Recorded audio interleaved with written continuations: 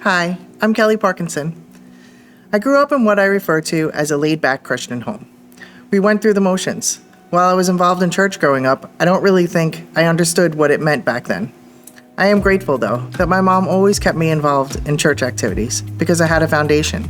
I have grown up and lived much of my life in abusive relationships, both physical and emotional abuse.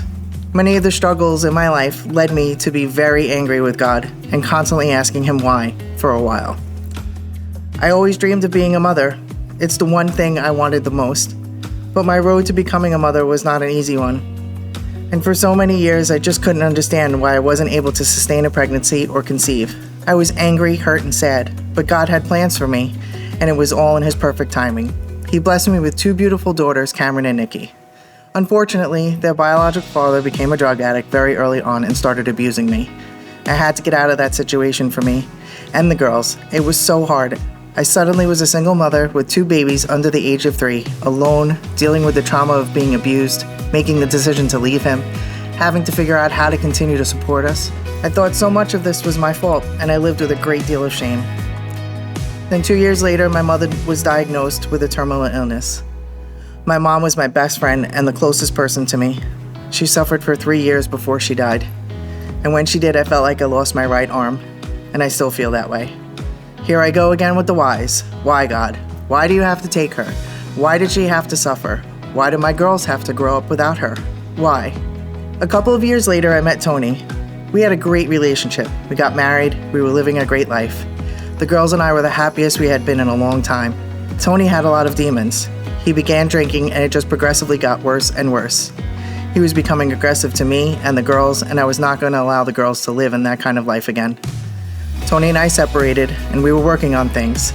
Tony wasn't doing well, and he committed suicide.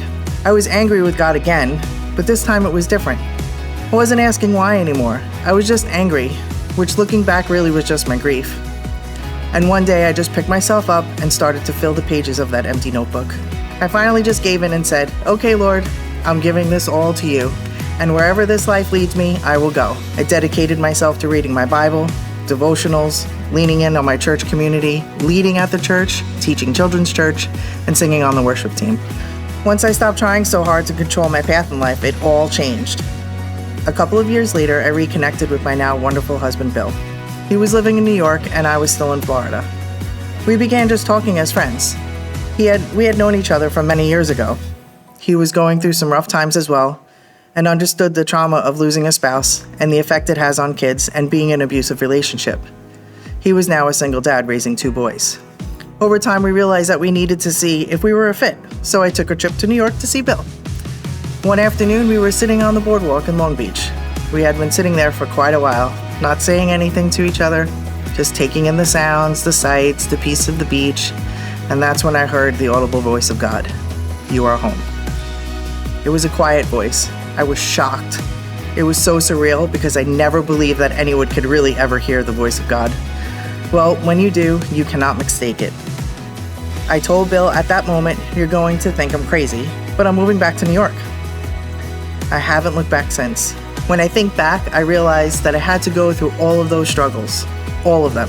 Every single event has taught me something different, in order to be the woman, wife, mother, sister, friend I am today.